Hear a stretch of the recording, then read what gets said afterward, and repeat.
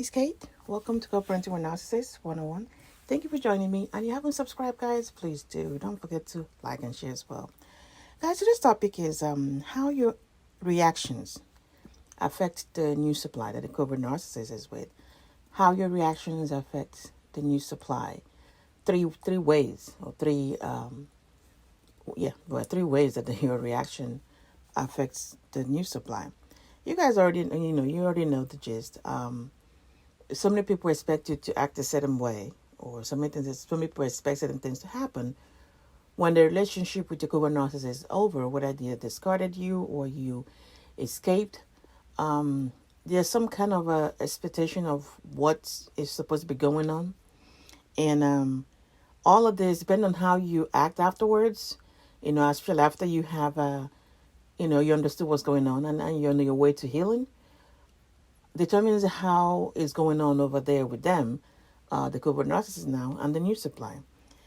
So one of them, of course, is you don't engage. And when I say that, I mean after you have understood what's going on. In the beginning, you don't know. Do you react to everything? So when I mean you don't engage with the covert narcissist provocations, because that's all they did.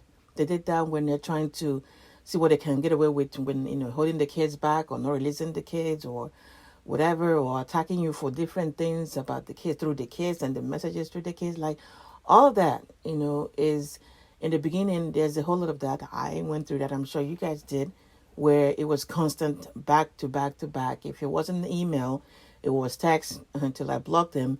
If it wasn't prior to that, it was phone calls before I blocked them. So it keeps going on, as you're going back and forth, especially if you're still going back and forth with family court. Yes, that's what's going on. Meanwhile, the new supply is there. So if you do not engage anymore, and they throw these things out and you have no reaction at all, because really, what are you supposed to do? You already understand. You understood what's going on.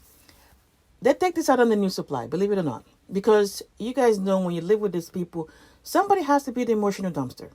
Somebody has to be the emotional dumpster. That's why they don't deal with stuff that happened to them at work or outside. They bring it home to you. They walk into the door, immediately they come in, they're already picking apart something that supposedly they didn't do, should have done, have did, and then it starts, because the nonsense that they came from work with, or whatever it is they came with, they couldn't deal with it over there with those people. They bring it to you because the primary supply, you're the emotional dumpster. So when stuff happens, you don't react. They would take it out to the emotional dumpster, which is the new supply. And this is why I say sometimes you'd be grateful that the new supply is there when you're sharing kids with these people, is that if the new supply is not there, guess who that shifts to? That will be your children if they're around them. So this is one role that the new supply plays. It plays the buffer for you, for your children and the covert narcissist, because somebody will have to take on the frustrations that comes with you not engaging with whatever it is you're doing. And that's the new supply. And the one is, of course, they're taking your ideas. What I mean is that because they're obsessively watching what's going on in your life, it dictates what's going on over there. You buy something, they'll go buy a bigger one. You get the kids something, they want to outdo you over there if they can. Something happens, you realize that they're taking cues from what's going on your side.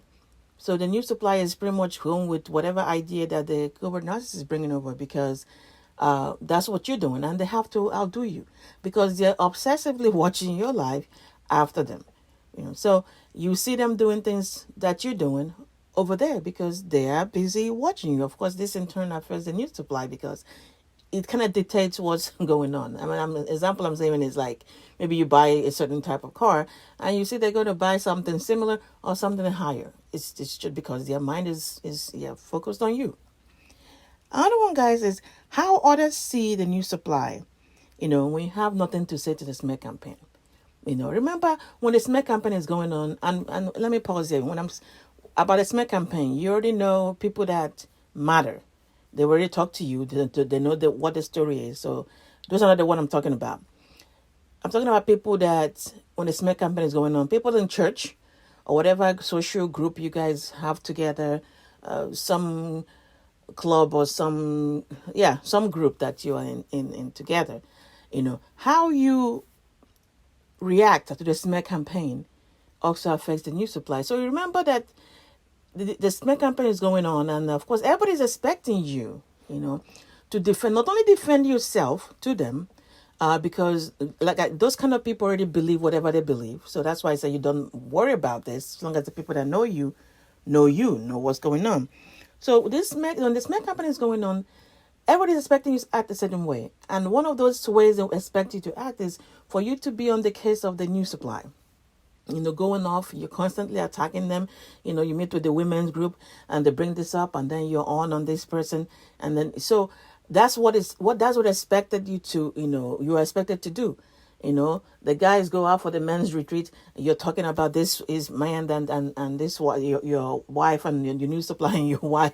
Like that's expectations. Those kind of group of people expect that to happen. So, but when you have nothing to say about the new supplier, maybe because you never know who the new supplier is, if you're like me, or if you did, maybe the new supplier is in your circle, but somehow you do not have anything negative to say because they were expecting you to say these things.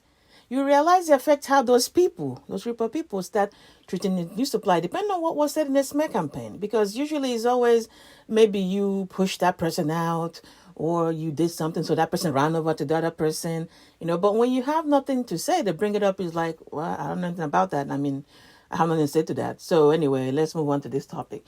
They'll probably start looking at those the new supply as maybe you ran in here to do this, maybe you caused this, depending on what was said in the smear campaign for the outside prior to them coming in, so it will affect those certain type of group of people, affect how they look at the new supply, based on your reaction to the smear campaign, about you, there's no negative thing coming from you. You have nothing to say, really. It doesn't matter what it is you're thinking. You just have nothing to say to those people about the new supply. It will affect how those people look at the new supply. All right, guys, get a hold of your mind and everything to fall into place. Please like and share. Take care.